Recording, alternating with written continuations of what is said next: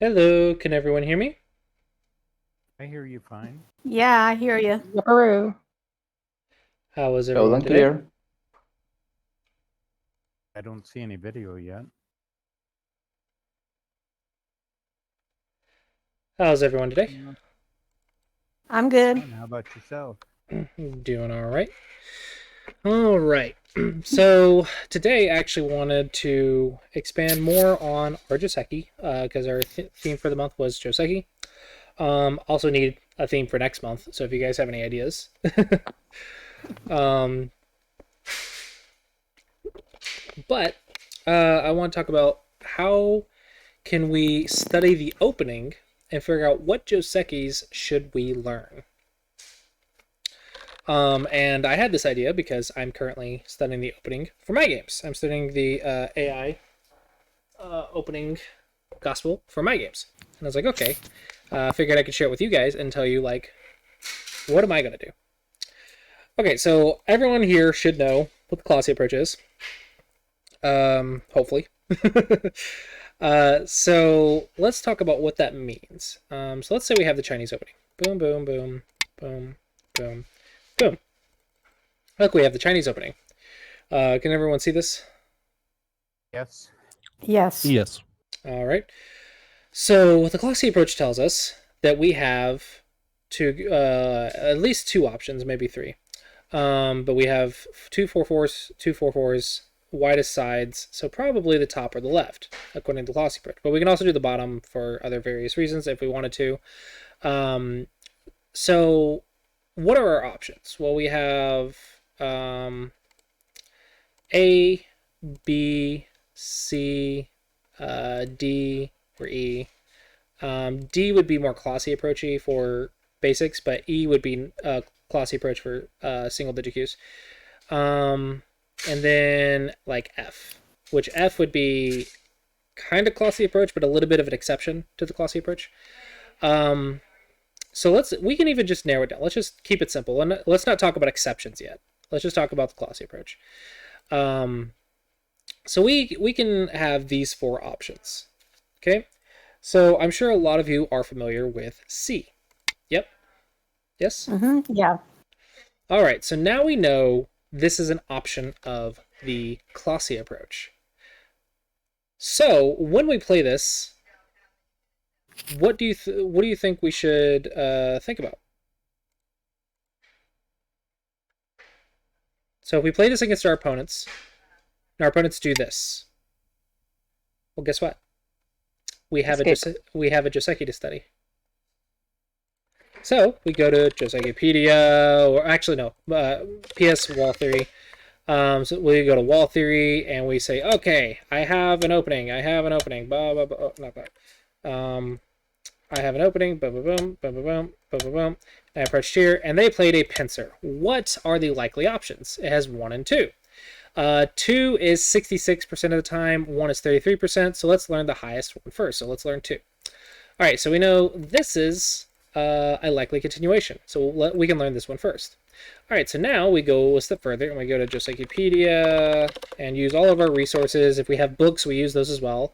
We say, okay, I have a star point, and then a pincer, and then a 3/3. Okay, we have 1 and 2. And let's look at this board. Well, probably this one looks good because we have an extension, but we also should know this one. We all know this one. And we can say, okay, I like this result against this opening. It seems pretty good. Our opponent might also have this one. Boom, boom, boom, boom, boom. Okay, and then we have a shoulder hit here, so it's okay. I like this result. And we can study those. Those are the common variations that we could expect. We can also learn this one and go there as well. And now let's take it a step further. Now let's go to like Zibadook. You can also do this on OGS if you do a game review. So let's do review game, connect. Let's do the exact same thing. Let's just keep going with our study. Bada bada ba. You can see you can get as in depth as you want. Boom, and our opponent played here. All right, analyze this. What does it think? 3/3, so that's good. We're on the same track with our other information. And is there anything we should watch out for as black? So it looks like black actually should cut, according to this. Yes. Okay, is there any extra thing that we should be worried about? So far, I'm not seeing anything different.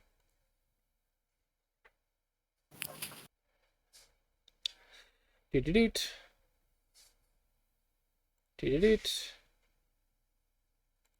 All right, and we can say this one. It looks like we're up by half a point, and our opponent will want to play the Shamari. So we can even study it with the AI and say, okay, the next thing is this stuff or whatever, and then we can proceed with the game. And we don't have to copy the AI, so maybe we get to this point, and we say, okay, I can be confident with all the resources, the wall theory, the Josekipedia, and then the AI. I can be confident that this Joseki is not bad for me. So now I know it. Now I know that if my opponent plays a one-space Spencer, 3/3 should be good for me. It should be fine, right? It should be a fine option. Okay. What if he does this? All right, so let's start again. So boop, boop. All right, so 1, 2, 3, 4, 5, blah blah blah blah blah. All right, so it looks like 1 is 61.9%. So let's start with that one. Let's just start. You can add on more with more research. Okay, so we know this is a Joseki. Let's double check that with wall 3. Boom, boom, and boom. Okay, it looks like 2 is also an option, but 1 is 99%, so let's just do that one. All right, so we know that Joseki. We can also double check with Josekipedia, but we should all know that one. And now let's check with AI. Boop, boop, boop, boop, boop, boop, boop, boop. Boop. The AI says this isn't even an option. Ooh, interesting. So let's look at this. White's up by half a point. Is this bad for us? Wait, were you supposed to have a stone at M17 though? At this point? No, that's the next step. Yeah, we're on Hey, the second variation. Don, you might want to move your microphone a little closer to your mouth because you're more quiet than everybody else. Okay. All right, so this one, it looks like it's a dead even game. Black's up by 0.01, so practically 0. Okay, so this one looks like it's up by half. It's an exactly even game. So this one we can also say this is not a bad result for us. Now, if we want to take it a step further, like I want that half a point. Where did it go? And we can go with the AI. Like, okay, AI, what did you say instead? And it said, oh, we can attach instead. That's another option. You can do that. Maybe you don't understand this one though, so maybe you just like, oh, I'm going to go here. Double check with wall theory. Let's see, is that one an option? It's not even an option. Holy crap! The AI is like reinventing so many things, and we can start studying this one, and then like, okay, this is an option for us. Blah blah blah. So we go back here. We're like, okay, so we can potentially do this one, and then we can go to Josekipedia, study the Josekis, and now we could take it a step further and say, okay, we know what variation to expect and to try, depending on each of the responses. So let's go try it in a game. And then our opponent does something wrong. Or maybe our opponent does the exact right thing and we're fine with it. But our opponent maybe does something wrong.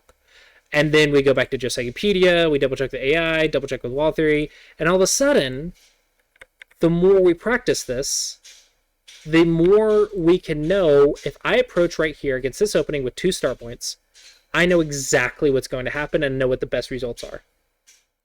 And this, you could pretty much memorize almost the top 5 likely patterns or whatever. You should know exactly what to expect from this at your level. And all of a sudden, you'll have a perfect start, a perfect 10 moves. Your first 10 moves will be perfect if you do that. And then you can say, okay, now I've studied C, I know C pretty well. But I don't know, maybe it's just not, I'm not feeling that. The type of games that come from C, it's not my cup of tea. I don't like it. So maybe we try A. Let's say I like A instead. Well, what's likely to happen? Blah, blah, blah. And who here is starting to understand what I'm getting at? It's starting to make sense. What is this process that I'm doing? Can someone elaborate? Like, what do they think I'm doing right now? Well, to me, you're kind of balancing things, and you're kind of just maintaining equality.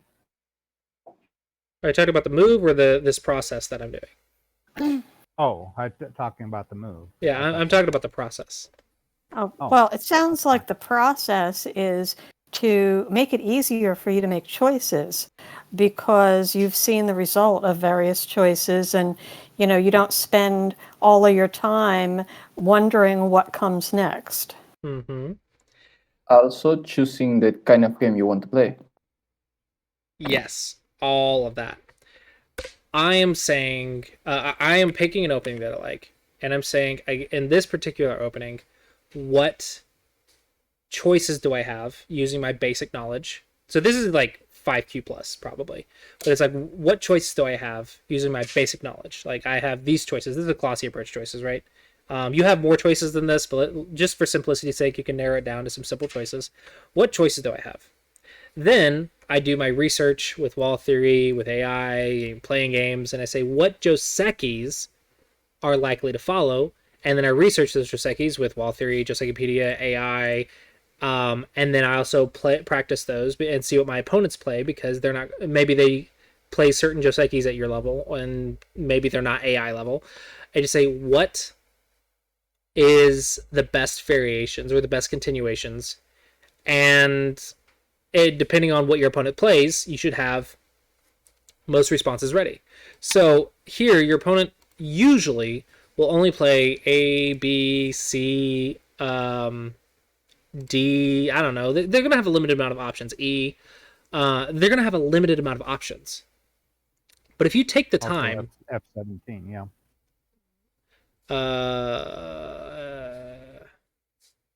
Yeah, and then also G.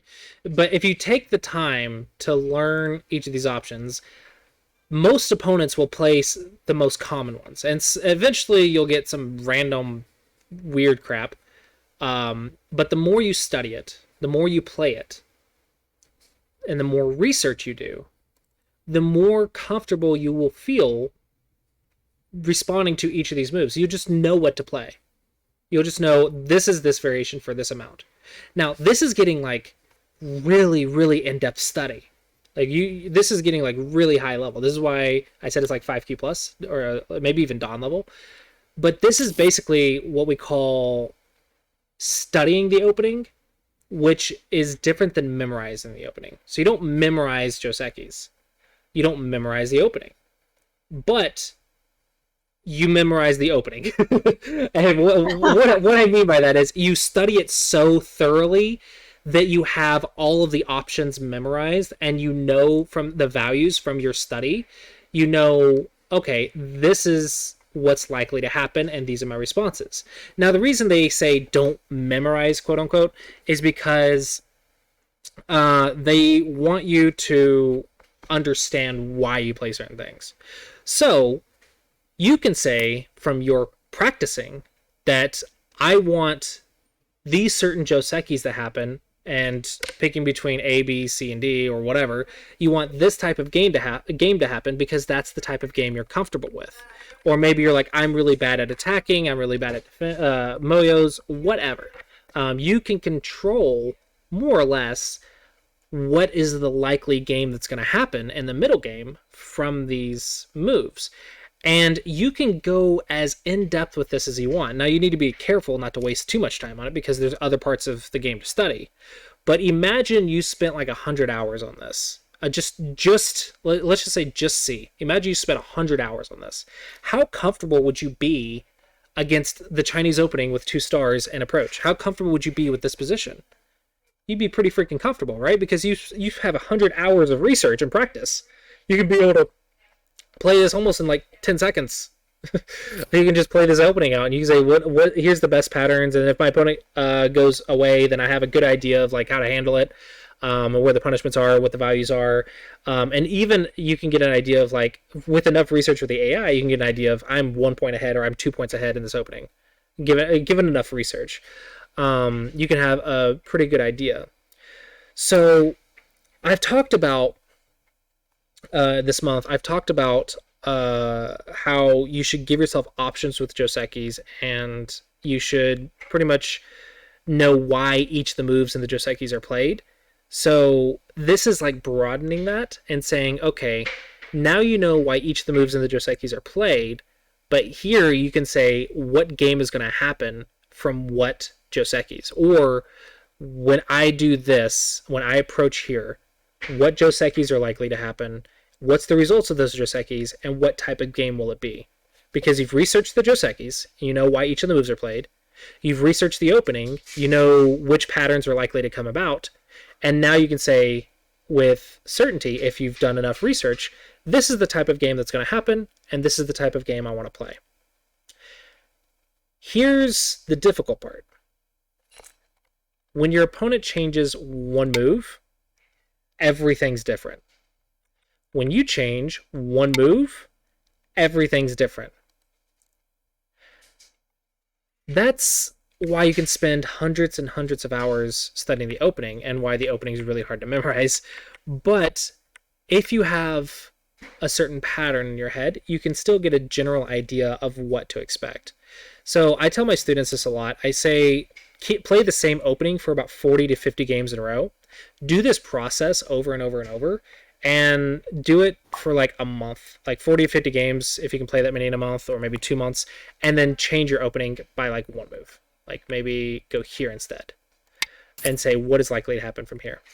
And the cool thing is you can actually expand a lot, and you can get a really good idea of what to do in the opening. And with enough study, this is just study, this isn't skill as much as research. With enough study and research, the first, let's say like 20, let's say this is 16 moves, right? Your first 16 moves, let's say your opponent's options are here, here, here, 3, 3, blah, blah, blah. You can take it a step further. Let's say in 100 games, you could potentially have your first 25 to 30 moves perfect. That means pro level. Imagine the difference the middle game would be if your first 30 moves are perfect. And that's one really cool thing about the opening. The opening isn't really a reflection of skill as much as it is a reflection of research and study time. The opening is special in that way because it's the only thing that will repeat. It's the only part of the game that will ever repeat in other games. So it's the only part of the game that you can study so thoroughly you can almost memorize it. Now, ideally, you would be able to memorize it, go with this position, and maybe even get the first 40 or 50 moves memorized, like the AI does. But here's the problem. This is only one pattern, and you can't limit yourself to one pattern, because what happens when your opponent goes for the Kobayashi instead? What happens when your opponent approaches here? What happens when your opponent does anything different? All of a sudden you have a million more patterns to learn. So it's not as simple as just memorizing 50 moves, but potentially you could go from 15 to 25 moves. And if you can have your first 15 to 25 moves almost perfect, then you will start the game really, really strong. And that's that process that we just did. Go to Wall Theory, Josekipedia, Zebadok, go back to here. And then play some games, review it, go back to here, go back to here, go back to here. And just practice and rinse and repeat over and over and over and over and over. And you do that for like 50 to 100 games, or for 1 to 2 months. You're going to have a really good idea of what to play in the opening. And then you change the opening. Maybe you change it by one move. Maybe you change it by one move. Blah, blah, blah, blah, blah. And you'll have a really, really good understanding of this is my opening. Now, you can't spend too much time doing this because, like I said, it is a time sink. You have to study other parts of the game as well. But at the very least, you should put at least a minimum amount of time into researching your opening.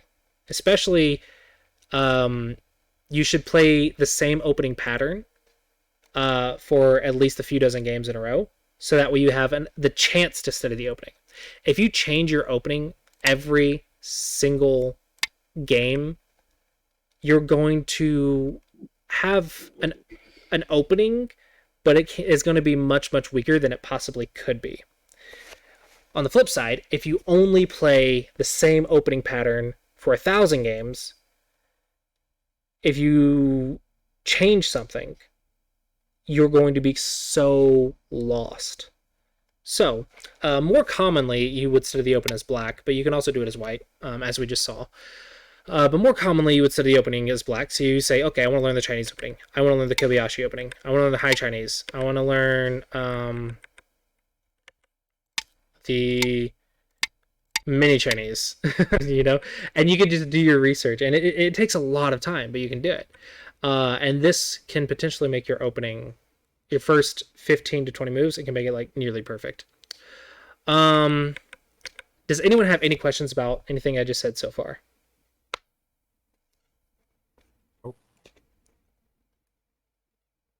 So many.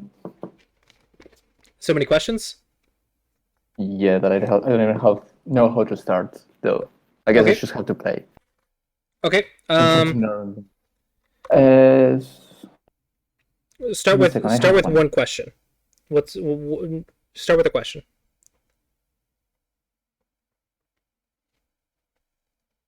I will say, is there any particular way that you will start with this? Like, do you just choose a single opening and try to accommodate it, or you can pretty much choose a single opening. So I would say, starting out, you know that you have 4 options. Yes. Yes. Okay, so we can even double check with AI. I was actually curious about this. So 0.1, 0.3. So you can actually, the AI says you have 6 options. Okay, and you just start in the upper right for courtesies. But you actually have 6 options to start with. Technically, the star point, according to AI, is better than the others, but it's so minor, it's less than a point difference, that you have 6 options that you can start with for your style. So you just pick one that's your favorite, or pick one you want to learn. So let's say you start with the star point or whatever. Okay, your opponent's likely going to play cross, and you say, okay, the next one I want to, and now you have 6 more options. And you say, okay, I want to make a combination. So now you want to think, what's my combination? So here, up to this point, you have the freedom to choose whichever ones you want.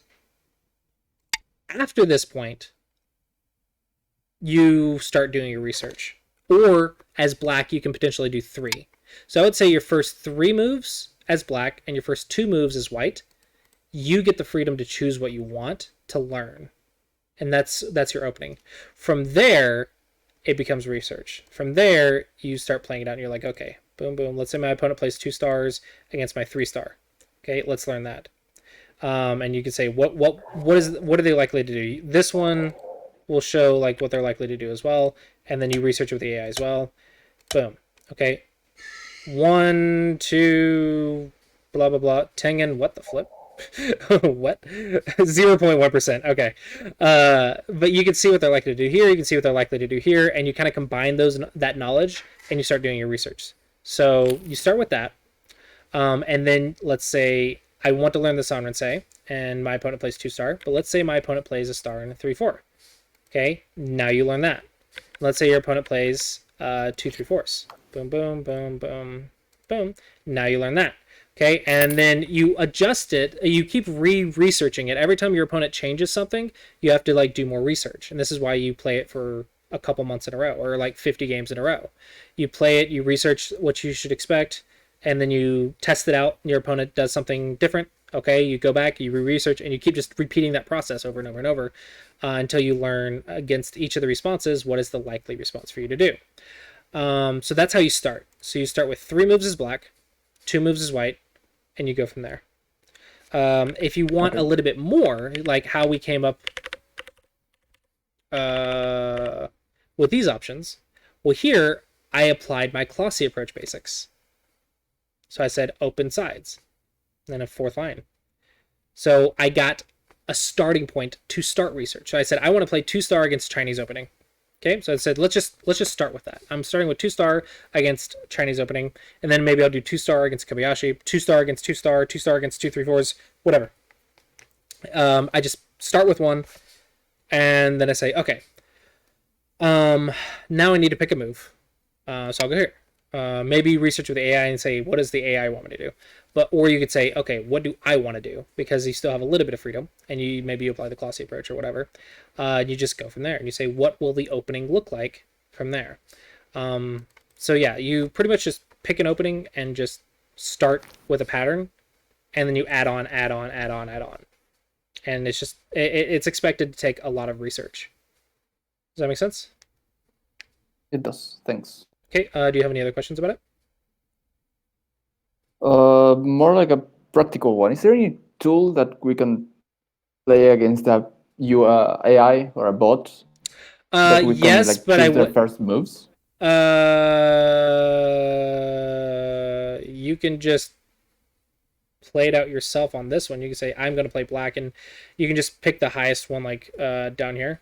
You can say, okay, he plays d6. But let's say he plays and d6. then ignore the suggestions for my play. Okay. Yeah, and then you're like, okay, now what would I like to do? I mean, you could technically do that. You can do it AI Sensei too. Technically, you can play the AI on here. I don't know how much I would recommend doing that because the AI is playing perfect and your opponents are not going to play perfect. So more ideally, you would play with a friend and then you guys could study together, maybe make a study group and say, I want to work on the Chinese opening against 2-star formation. Would someone like to play and try it out? Or something like that. I mean, you can do that. I like it's a good way to make a friend too and socialize. And just, let's just play the first 50 moves and see how we do. First 50 moves, let's see how we do. First 50 moves, let's see how we do. And then let's say, okay, change it up. Play whatever you want as white. I want to play the Chinese opening, and then we'll play out 50 moves and let's research how good we did. And then if you played on OGS and then just make it unranked and then resign, you can actually get a graph that will show you like who's winning at the end of 50 moves and you just want to get it as close to perfect as you can. And that could be a good way to explore variations as well, and also socialize. But there's not really a tool unless you wanted to download Catago. If you download Catago, you can do that. But not really an online tool that I can give you a link to. Okay. Do you guys have the links to all of these, by the way? I just screenshot one of yours. Yeah. All theory is the one I don't have. Same. I'm not sure if I have Josecopedia or not, but I have the other two, I think. Well, there's all three. ps.wall3, Josecopedia, and Zbaduk. There's that. Okay, great. For the video, these are ps.walltheory.net. So you can search wall theory pattern database, but it's ps.walltheri.net. You can also ask anyone in Discord. Josekipedia.com, that should be self-explanatory. And then Zbaduk is zbaduk.com. Another one is AI Sensei, but I think Zbaduk's better for playing out variations. But AI Sensei is good for game reviews, so it's the right tool for the right job. And then, of course, I'm just using an OGS demo board, but you can also play. And if you have a subscription to OGS as well, if you are doing a game review, you'll also have access to the AI on OGS and the graph, which is kind of useful. You just combine all the tools that you have and do a lot of research. Now, and the opening is pretty much the only thing that you can really research. And that's kind of like, this is the highest level, the highest amateur level that you can take this without studying with other top professionals. This is the highest level as an amateur that you can take this from our topics this month. Now, this is a little bit, I know Gon was a little bit confused. This is well above 13Q. But what I wanted to teach you guys, like the highest level you can take this. So we started out, how do we pick Josekis? What are the moves for the Josekis? Why are Joseki moves? And now we've taken it to the highest level we can, which is this is how you research your opening. This is how you can get your first dozen or so moves perfect. Does that kind of all make sense? I think it's also underlines the importance of looking over each of the games you play. If you that, then you see what you're doing, and that gives you a little bit better idea. Are you hearing me okay? You're still pretty low, Don. Yeah, so I just thought it was important to do your reviews. Yeah. Absolutely. All right, so that's that. So these options you can come up with the Clossi approach, but I wanted to show you guys what I was working on. So right now I'm trying to get back into what I was studying a couple years ago. before COVID hit, and I just kind of just focused on teaching instead of studying. But I'm trying to get back into it, and I wanted to share with you guys what I'm doing.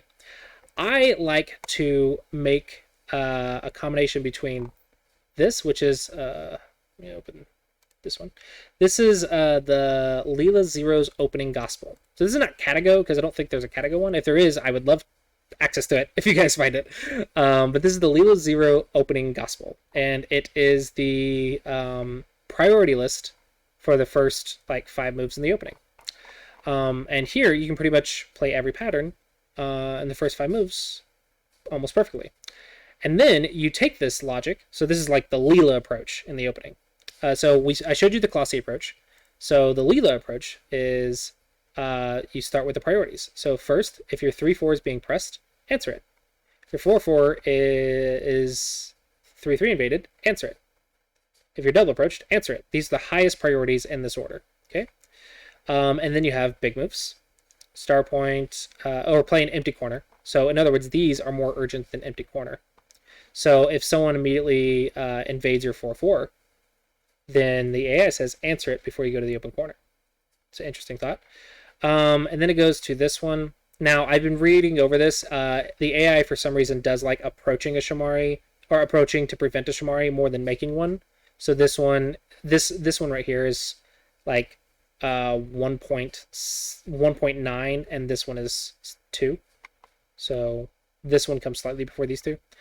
Then you have press and response, and it's just like an opening priority list. And I'll go ahead and share that with you guys as well. And for those interested, you can search Leela Zero opening gospel. And this page is on Sensei's library, so senseis.xmp.net. But there's also like a discussion on the Life in 1919 post on a forum. But this is a priority list. And from this, we can research. I'll actually go to the document on here. Is that for the first like 10 moves only? It's like the first 5 moves, but you expand on it with research, and this is an example of white. So application 1. So with research, with this priority list, you can say application 1, white denies the Kobayashi. Okay, so what that means is when I tried to play the Kobayashi, this is 2 stars. Boom, boom, boom. We approached, and we said this one is a higher priority. So in the opening gospel, it says approach right here. So we go right here. Now this one says you can go here, but it's not that big of a difference. But following that list, you can do more research and come up with your own opening approach. But if we're just following the Leela Zero opening, or the Clossi Approach opening is another one, but the Leela Zero opening pattern, we can say this is the priority. What is likely to happen? And then following the pattern, it would say 7 is next, following that priority list. It says you go here next, and then this one is next, and you get a whole pattern of a new opening pattern. So you go like this, and it says white's up by 1.5. All of a sudden you have a new pattern. You say, okay, this is an opening pattern. Okay, and then you can change it again. I believe down here they said, okay, or you could respond. Boom, boom. Yeah, they jumped here and then here. They said this is this one. This is also white's up by 0.5 point. So this is another way this opening can go. So it's another pattern, right? And you can actually study these patterns, and you say, what if I follow this priority list against the Kobayashi opening, what patterns are likely to emerge? And let's say they respond here, because like a lot of people might try to punish you, and if that's what your level is doing, that's the one you need to research. But if your level is doing this one, you need to research this one. You're like, okay, what's the next thing? So let's see, approach. Stat one looks like 3-3 or here, and then here, and then responding and enclosing is like the lowest priorities with the star point anyway. The star point response is the lowest priority, so we want to do one of those. So probably let's go back here. So probably I can approach or 3-3, and it looks it's already blue. So this is actually a good one. So 0.4, 0.3, whichever one you like. It's only 0.1 difference. So let's go here, and then now you know the next move in the priority list. So you say, okay, what is my opponent likely to do? And then actually go test it. What does my opponents actually do? And you come back and do more research and expand another move and another move and another move. And you go like one move and one variation at a time, and you expand your opening knowledge against your level. And then you do as much research as you can, and it takes quite a while. But even just a new opening pattern, just a new opening priority list, I could say, instead of the Clossi approach, you have the leela approach for the opening. Right? And then you, all of a sudden, instead of you getting this one for the Clossi approach, and they get stuff and you research that, you can say, I get this one instead. And now it's a leela approach, and all of a sudden, as soon as you change the priority list, new openings emerge. New opening patterns emerge. And if you get really strong, you can eventually try to make your own opening priority list. And what patterns emerge from that?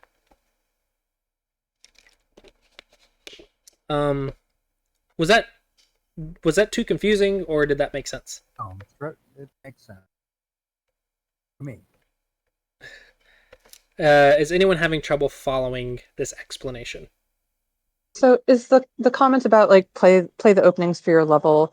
It sounds like there's just kind of like a metagame that people follow, and yes, which things in the metagame are mostly determined by like how far ahead you can read on it. Like when you're saying like, oh, this is a double-digit skill, this is a single-digit skill. I would say the metagame can depend on what level you are, first of all, because some Josekis do not happen at the lower levels, for sure. And then a lot of the metagame actually happens from that. It's just that. Yeah. From pro games playing patterns and amateur players blindly copying them.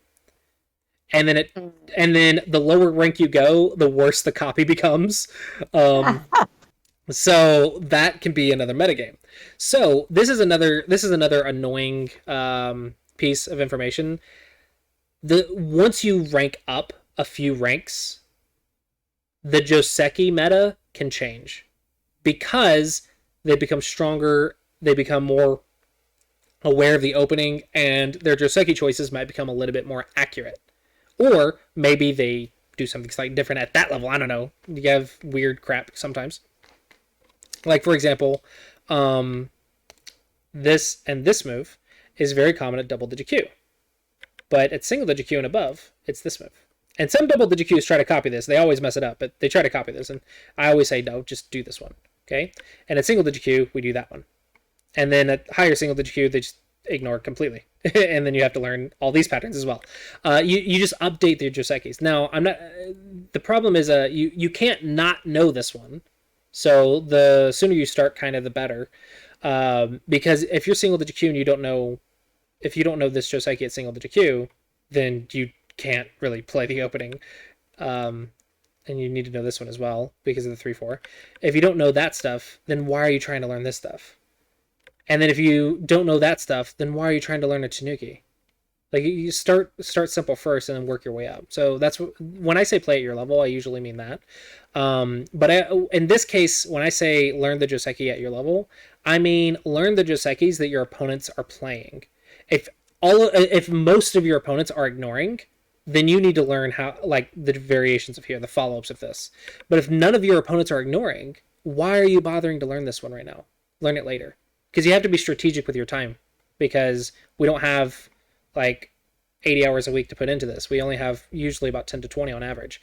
At most. And that's a lot for a lot of people. So you have to be strategic with your time. You have to pick the likely patterns. And if you don't know what the likely patterns are, play it, see what your opponents play, do some research. And if your opponents are attaching or sliding or whatever they're playing, that's the one you need to study. And then start with that at least, and then expand as you need. Does that make sense? Yeah, that does. All right. Did that answer your question? A little, yeah. So like the reason why you're saying like, oh, focus on the simple ones at double-digit Q is just like you probably don't have enough experience to be able to remember the entire sequence at that point.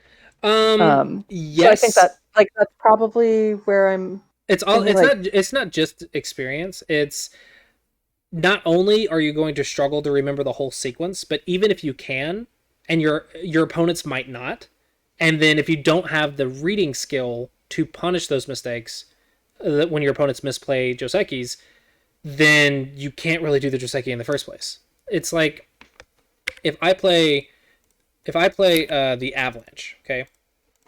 This one is one that happened to me the past couple of days. If I play this one, so let's say you play this one, and your opponent does something weird. Do you even know the first thing about what to play here? Well, now you do, but like, would you even know the first thing about what to do here at 10Q or 17Q or 13Q or whatever? Like at double digit Q, would you even know the first thing about how to punish this?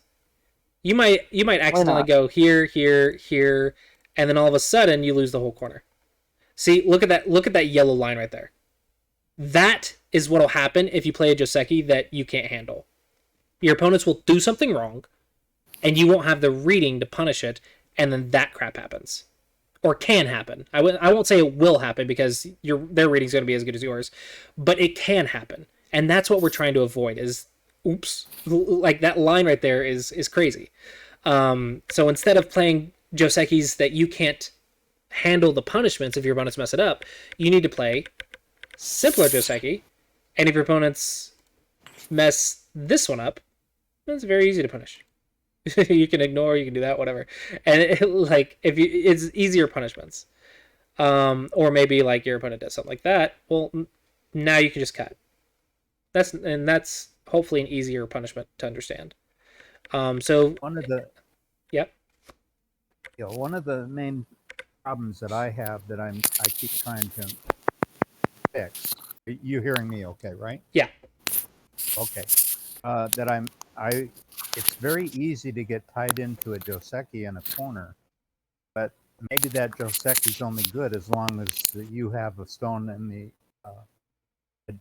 adjacent corner, on the opposite side of the board. And if you have the wrong situation of color of stone on that side, you're actually putting yourself like 1 or 2 points behind even sometimes, because you played a Joseki in the corner. Yeah, you played it perfectly. You got that corner. You got everything right. But you lost the game because now you don't have any position for going to the rest of the board. That's why we say do not memorize Josekis. Just because you know a Joseki pattern doesn't mean you know why that Joseki pattern is played. Which I believe we've talked about this like all month as well. Why are your moves played? Why are you choosing this direction over that direction? If you don't understand that, then you're going to play Josekis at wrong times. For example, let's go back to the Chinese opening. Boom. All right, you guys know this Joseki, right?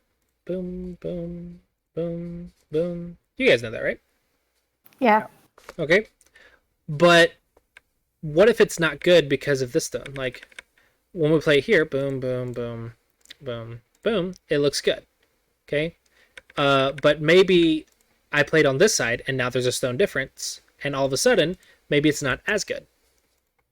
Okay. Now this is not a perfect example, but this is a good example of other stones start becoming relative pretty quickly. And if you only you can't just go here. You say 2 stones jumps 3. Well, obviously this is wrong. Clearly, obviously this is just wrong. So you can't do it, right? So you have to take the other stones into account. So instead of saying I'm going to learn the kick, instead of saying I'm going to just learn the kick Joseki, like I'm going to go in my AI, I'm going to research the kick Joseki, blah blah blah. Okay, blah blah blah. I'm going to just learn this Joseki. You can't just do that. You have to first. It's not the best way to do it. You can do that, but it's not the best way. The best way is to say, okay, I'm playing against the Chinese opening, and my opponents like to kick me. What are my options here?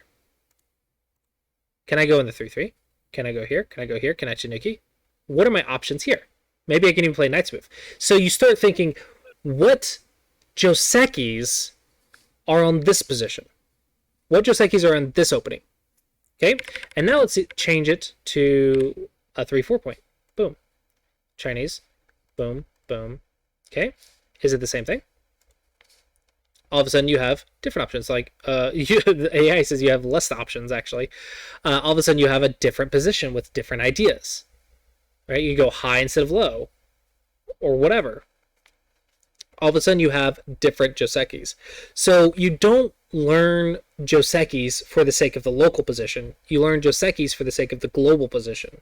So you're ideally supposed to start with the global position and then figure out what Josekis work on that position. But the reason a lot of people teach you Josekis first is because you have to have a bare minimum of a way to play. You have to have a bare minimum of like options, and then you start applying like the Clossi approach or the leela approach or whatever approach for choosing between those options. So I know I teach a lot of double-digit cues, some very simplistic Josekis. I have a video over starting Josekis. And then I say, okay, when you're choosing a Joseki, first you start with direction of play. So in the Clossi approach, we'd probably pick the top side and maybe go high because it's low. So we'd say, okay, we'll go high. And then you say, okay, what Josekis are in our double-digit cue Josekis? And we have this one and we have two options. So maybe we boom, boom, boom, boom, boom, right? So maybe that's fine. And leela doesn't like it, but the point is we have a starting idea that we can start with. Okay, so when we learn Josekis, the first thing we do is we learn Josekis so we can play in a corner without dying, without a really bad result. Then we say, okay, I need to learn opening patterns. And then you need to say, okay, in these opening patterns, which Josekis in my database, in my head, work in this opening? And then we follow it up with research and more information and more Joseki choices and Joseki knowledge. And then we level up our opening more and more and more. Which the whole point of today is, how do you learn the opening? How do you learn what Josekis to pick in the opening? That's kind of the whole process that I'm trying to hint at, is this whole process that we're doing. It's how you learn what Josekis to pick. So if you don't know, you just have to play like the local Joseki and hope for the best. But if you do research, you know, I'm picking this Joseki over that Joseki. Or with this extra stone, this Joseki is not good. Does that make sense? Right. All right. So does anyone have any questions about this topic? I do. Yep. As a double-digit queue, how much time, let's say we have 10 hours a week or 20, how much time should we invest in that instead of other territories of the game? Okay, assuming 10 hours, that means you're likely playing some games. I would say just look at it for a little bit in your game reviews. I wouldn't go out of my way to do it extra. I would say pick an opening that you're going to play for the month, be it Chinese, 2-star, 3-star, whatever. Pick an opening that you're going to play for the month. Play some games, and when you review those games, then you can spend a couple minutes to say, okay, this option's better than this option. Like, okay, and now you have, instead of 2 moves for your opening, you have 3 moves for your opening. And you say, okay, this Joseki is to follow it up. What's the Joseki? Make sure you know it. And then move on. Okay, so now you have 3 options. You play another couple games, different things happen, you go back, you're like, okay, what's the option here? Now 5 options, okay? Next game, play some games, you got to review it. Something's different, now we have 6 options, okay? So it's more about adding on with each game review rather than doing full-on research about it if you only have 10 hours. So I would say just in your game reviews, just look up a couple things and add on 1 or 2 variations. So ideally for each game you play, you learn 1 or 2 more patterns or 1 or 2 more moves. And as soon as you play 40 or 50 games, you'll have 40 or 50 patterns for that specific opening. You're like, okay, I know a good amount of patterns for this opening. Let's change 1 move and learn those patterns. And you do it again and you repeat the process. But if you don't have a lot of time, if you only have 10 hours, you can't really do this in-depth process that I'm doing.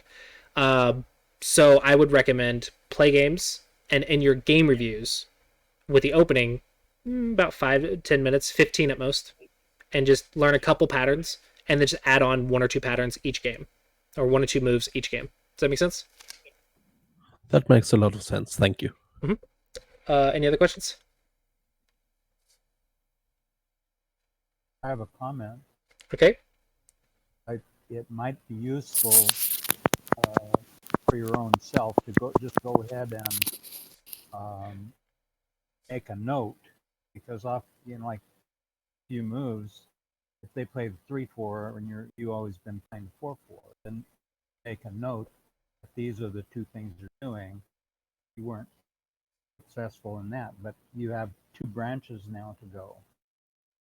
So even on the first move, so make a note of what you studied, so that basically you can go back to that possible and say,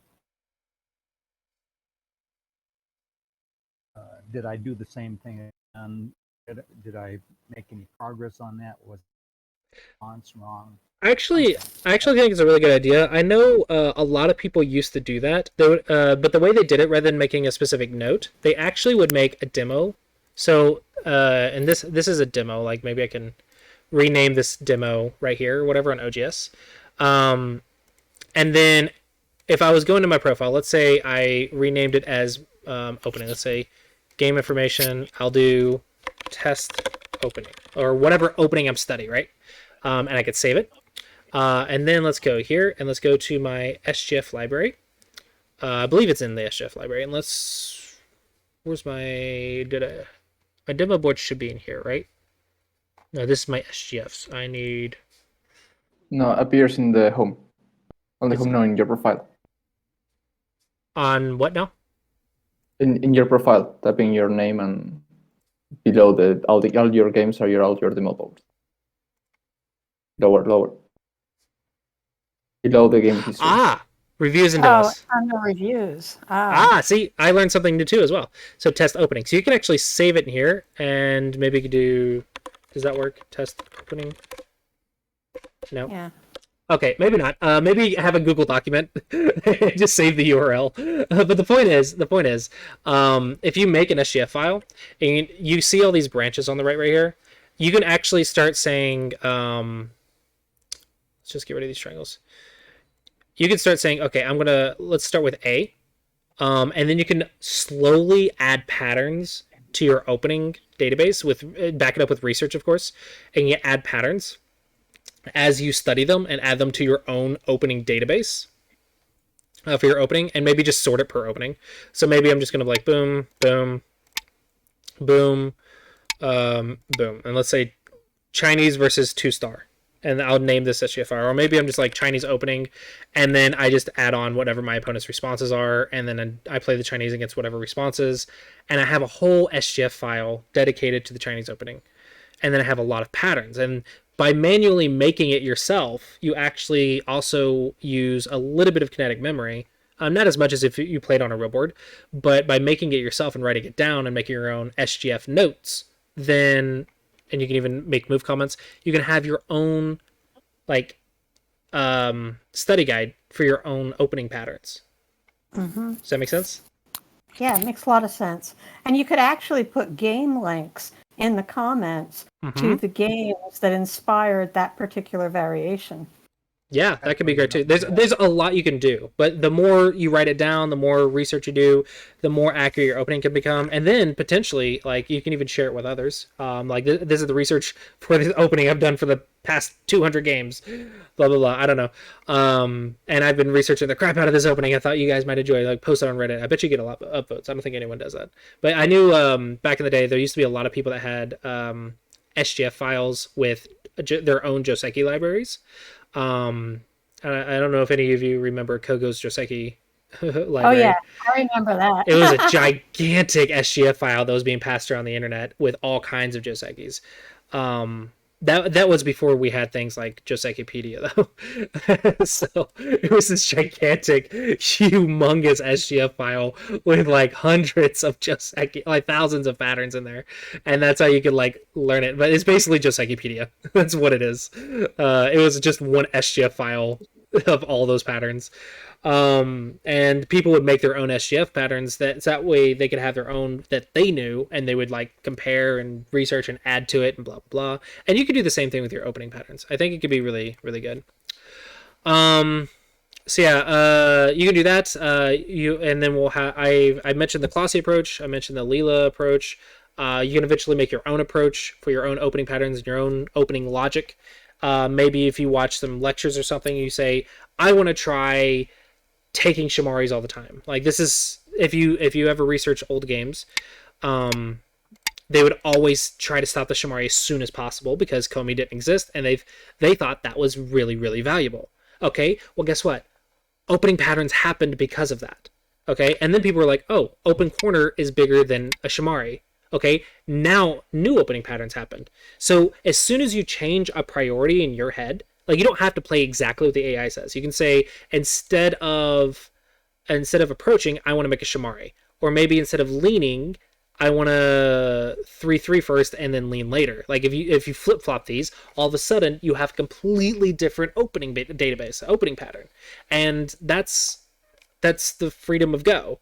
Whether that's good or not, it will be dependent on your research and the accuracy of it, but you eventually can make your own priority list and your own patterns, and eventually you'll have your own openings, and your own style potentially. And like the middle game will all happen will build up from the choices in your opening, and then from there it just depends on your middle game skills, which is a completely different lecture. But yeah, that's hopefully it's a little inspirational to be like, okay, I have actually a lot of options in Go. Like there's a lot. And the Clossi approach, all it did was narrow it down to give you something to start with. But the more research you do, the more expansive you can make it. And that way you're not limited to just the Clossi approach in the opening, but you have the leela approach and then eventually your own approach as well. You can get very, very in depth with it if you want. Or you can just simplify it to say, I want very simple responses so I just don't die. You can do that too, which is what the Clossi approach is. But yeah, does that kind of make sense for everyone? Yeah. Yeah, Yes. that makes it sound a lot more approachable as well. Like, yeah, just study openings is a very broad set. So yeah. So what I want you guys to take from this lecture, conclusion wise, is one, the opening is a lot more than you might think it is. If you ever feel limited, just change a rule, change a single move, change one rule in your opening, or one priority in your opening. All of a sudden, hundreds, if not thousands, of new patterns will emerge. So the opening is as free as you want it to be. And two, I want you guys to have an idea of basically how to start studying the opening. I don't expect you to do it perfectly. Like what I just showed you is like dawn level, like pro level stuff, honestly. I just showed you some really advanced ways to analyze the opening. Take as much of that as you want and simplify it in a way that works for you. But hopefully from this lecture, you guys will have an understanding of how do I study the opening? Like what's a way to start studying the opening? What should I expect? And that's kind of what I wanted to show you guys today is like, how am I studying the opening? Well, I'm starting with this, and I'll actually end it with this as well. I start with this, and then I switch gears to what did we look at earlier? What was where did we find Shusaku? Whatever. And then I go to old Japanese pro games, replay those on a real board, and I use their middle game shapes and middle game tactics and middle game josekis and combine it with my opening priorities, and that can actually get a very interesting style. Now, let's say you wanted different middle game tactics. Maybe you want like more Korean fighty shapes. So you would study Korean games, maybe to combine it with your opening patterns or opening priorities, and say, I want these certain Korean josekis to lead these certain like this type of game, and all of a sudden you have a very unique style. So the Clossi approach gives you something to start with. And the Clossi Approach doesn't show you the AI priorities. I feel like this is too much for double-digit Qs and single-digit Qs, but eventually, if you want to learn this, you can. It's just going to be a lot more complex Josekis. But let's say I started with this, and then I use the Clossi Approach fundamentals in the middle game. All of a sudden, I have a very solid game with a very, very good game plan. And if I want to adjust that, if I want to change anything, well, just go to a different era, study more patterns and more Josekis, and you can change as much as you want. Go is very, very free. Hybrid. Yeah. So hopefully this doesn't overwhelm you guys. I don't want it to overwhelm you. I want you to just understand this is how opening patterns emerge. And this is how you can potentially make your opening perfect, quote unquote perfect, for you. And eventually you can even make your own styles. But you don't have to like go all the way. Like if you don't have a lot of time, just learn 1 or 2 patterns at a time. And just work your way up and take it slow if you need to. But this hopefully will give you some direction in the opening. And that's kind of what I wanted you guys to take from that, is some direction of how do I study the opening? How do I learn it? Where do I start? Just pick 2 moves, 3 moves maybe, and then see what happens. See what Josekis emerge. Research those Josekis. Research your own priority list, or someone else's priority list, like the Clossi Approach or the leela opening. Research priority list. And then once you have a good idea of what's happening, then you can understand what type of middle game might emerge. Does that all make sense? Yes. All right. So we are out of time. Was there any last minute questions that you guys had? No.